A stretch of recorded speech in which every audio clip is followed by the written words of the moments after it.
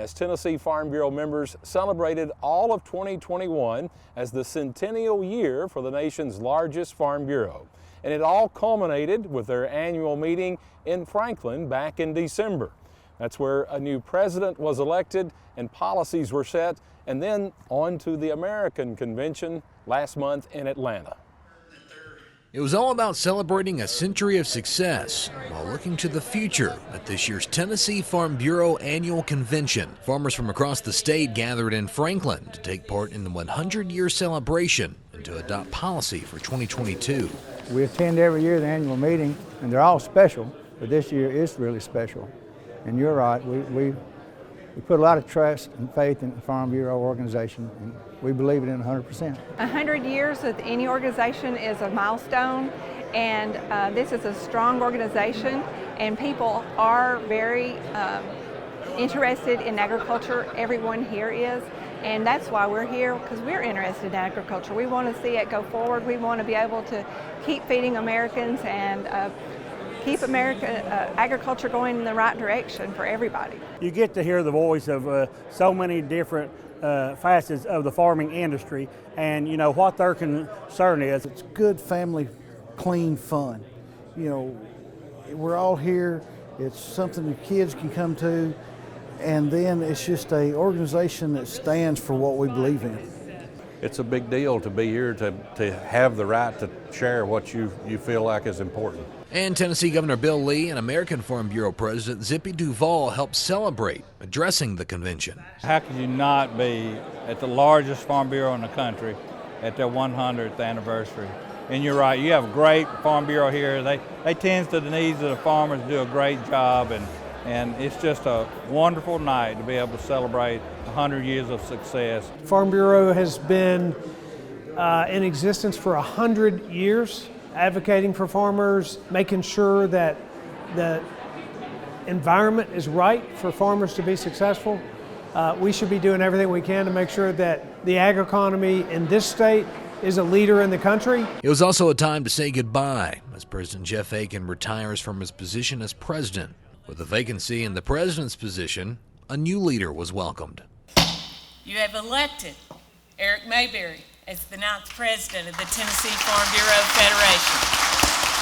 It's hard to take it in. It's just such a long and storied organization that now I find myself as the president of, and it just really hadn't sunk in yet at this point, but thinking about all the many people that have worked for this organization through the last 100 years, and to think that I'm now the leader of that organization is just a tremendous, tremendous honor. And James Askew of Marion County was elected vice president. I'm greatly humbled and appreciate all the support and the encouragement that I've received. The American Farm Bureau Convention took Tennessee members south this year to Atlanta. The National Convention featured a trade show, breakout sessions on issues the ag industry is facing, and of course guest speakers. You have 50 states and Puerto Rico that come together. Each one of them come with their own individual policies from their states, and we meld them together here at the American level to give us the guidelines and guardrails, if you will, going forward into our coming year and for everyone. Forming policy on the national level is one of the most important parts of the AFBF convention. AFBF President Zippy Duvall says forming policy in today's climate is critical for the future of American agriculture. Every farmer ought to make time in their schedule to be part of Farm Bureau so that they can have their voice heard. They can holler out in the holler by themselves. No one's going to hear them. You can come to a Farm Bureau meeting, you can take care of business and enjoy yourself too, bring your family along, because it is a family organization. And yes, it is important that we represent all of agriculture. One of the biggest discussions during the delegate session involved policy on meat processing facilities and what many believe are unfair prices in the cattle market. Especially in the cattle industry with the 4 big packers that are having so much control that 80% of all the slaughter capacity in this country is on those 4, and so that was a big amount of debate on that, and it was very divided. I think we took some steps forward. I think we still got some work to do going forward through this year, and we'll probably revisit it some next year. Tennessee was represented well on the national stage in the various young farmer and ranchers competitions.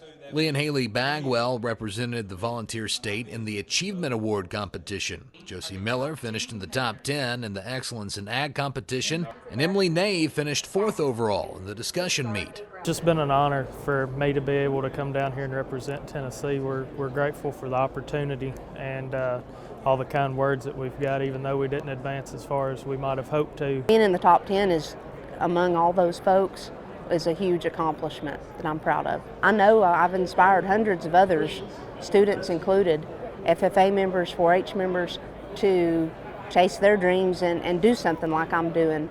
And I really take pride in that, in just them being so connected to me, but them encouraging me as well that's what's been keeping me going. This convention has been just so much fun, but it's also been motivational and inspiring. These opportunities this week is unlike any other conference I've been to, not only competing, but also getting to work with other delegates throughout the delegate process, as well as just exploring the city and getting to meet with other Farm Bureau members has been a great way to grow and learn across the country. And youth from Tennessee FFA and 4-H made the trip to Atlanta to learn more about AFBF and to make connections in the industry. It's been really great. Yesterday we got to do a leadership program for the 4-Hers and the FFA and Manners, and that was an awesome program. I'm glad Farm Bureau invited us to that. Our YF&R competitors joined some of our other members to serve as voting delegates and give Tennessee a voice in forming policy. To know you've got a voice in all of this, it's really gratifying. Be here and to see the different opinions, points of views on policy issues that we have, and to be able to work through those. Zippy Duval said it the best. Even if we didn't agree with something, we could still go sit down at the dinner table and eat together and not hold a grudge against anybody else for believing something different. Farm Bureau is grassroots, and it's we, the members from our county level, that take those issues and vote on those locally and push our issues forward until they're here at the American Farm Bureau, where all of America and our farmland are voting to find policies that reflect how we feel. It's just impacted my life and my willingness to serve and make our organization better. That's my goal. That's my whole focus in continuing to serve on the board and represent Tennessee here at the American Farm Bureau Convention. We've got to be unified. It seems like everywhere we look, there's division, and sometimes there's forced division or encouraged division. I don't like that. We're Americans. We're all farmers here. Let's work together. Let's set our policy, and once we get that set, let's go out and defend it, promote it, and push it to where it needs to be. We had 35 good delegates here. We had some alternates. We had a good convention all over, and then to finish up here with a good, strong business session to form the policy for American Farm Bureau to go forward into 2022 was I think, a resounding success.